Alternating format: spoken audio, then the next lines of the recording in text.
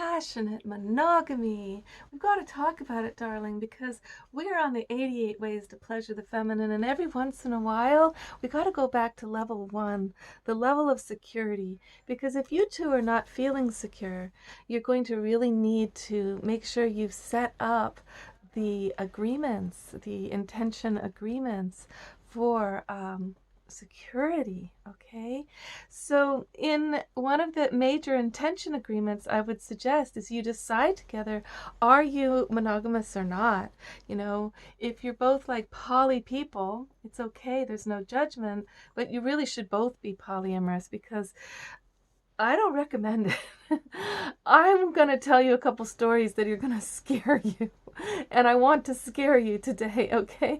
Because polyamory, the thing is, nobody I know who's tried it is still together with the wonderful person they started with.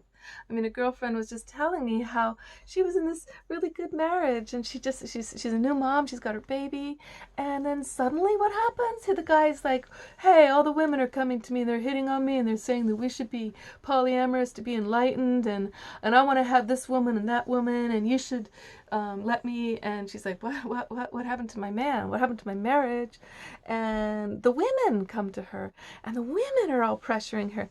You're just not enlightened that you're not with this. We are the ones who are expanding our consciousness and sharing, and you're just greedy to take care of, only just want your guy to yourself. And she's just like, okay, I'm out of here. There's nothing here anymore. There's no containership. There's no devotion. And she leaves. And of course, years later, the guy comes back, and she's in a wonderful marriage and a wonderful life, and with a lot of devotion. And he's like, wow, he tells her new husband, that was the worst mistake I ever made in my life.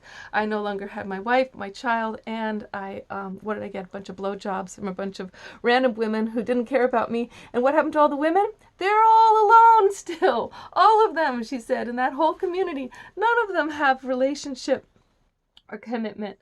Now, okay, so take the polyamory thing and say there's a time and place for it. That's when you're young and you're exploring and you don't know who you are and you want to find out what the possibilities are. And but it's not going to be about love. And when there's no love there, it's really actually hard to know what the possibilities are, because true possibilities come out of love. So, but I'm a deeply monogamous person, so I'm like the long chromosome woman. So we talked about the long chromosome man who's built for devotion over a lifetime with one woman. And for that man, it's very hard to even leave an abusive relationship, because he's such a devoted soul, right? So what you really need to get with passionate monogamy is that there is such a thing as healthy jealousy. Okay, I hope you're still watching this, because this is really important.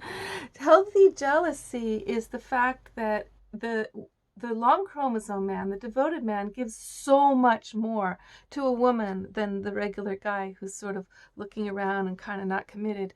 He gives so much more, so much all of himself, devotion in terms of commitment and creating a life together and staying in touch and passionate sexuality and all this stuff.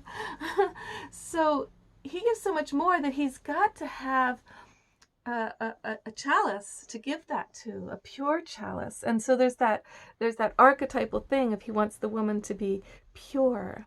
And what purity means is that her pussy, her chalice, is a sacred container just for him. And it's not just her pussy, it's that she's saying her whole being is there to receive him, all that he's penetrating her with, right?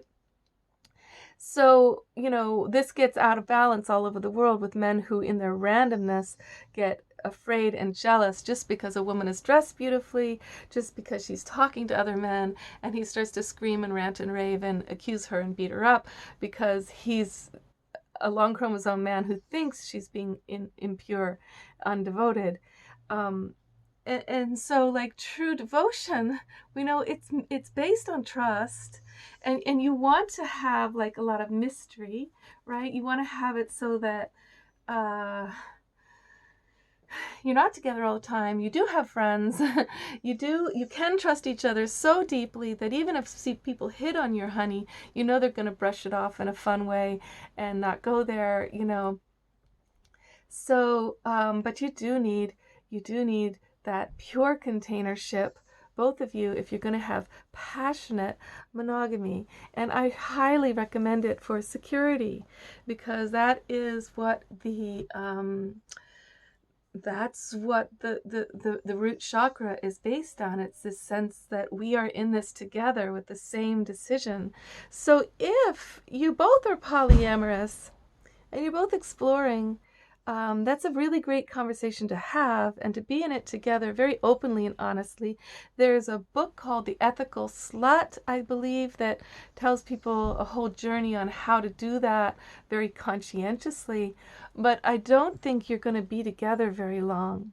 Okay, maybe you'll have a very deep friendship, though, after building a lot of trust over the years doing that kind of thing. But what I think will happen if you go into polyamory is you'll turn neutral. The polarity that we were talking about in the last video will go away, and you'll become buddies together, oogling other couples and other people, like two guys or two girls. Okay, so if you want to have passionate marriage, passionate monogamy, you need polarity, and that will mean having enough mystery, a little bit of space. We talked about that. So you don't know what each other's doing all the time, but you do know what your commitments are.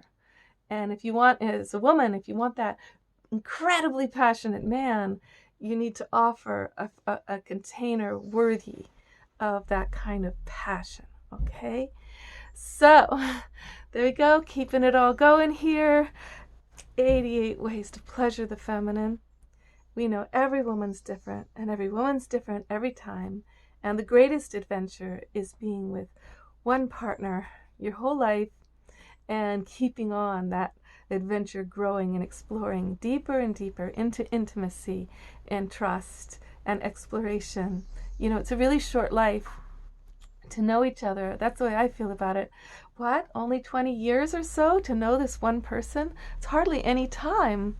And people are so complex. How much can I even know of that person in 20 years?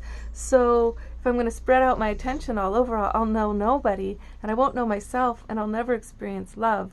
So get with your passionate monogamy is my full-on advice to you.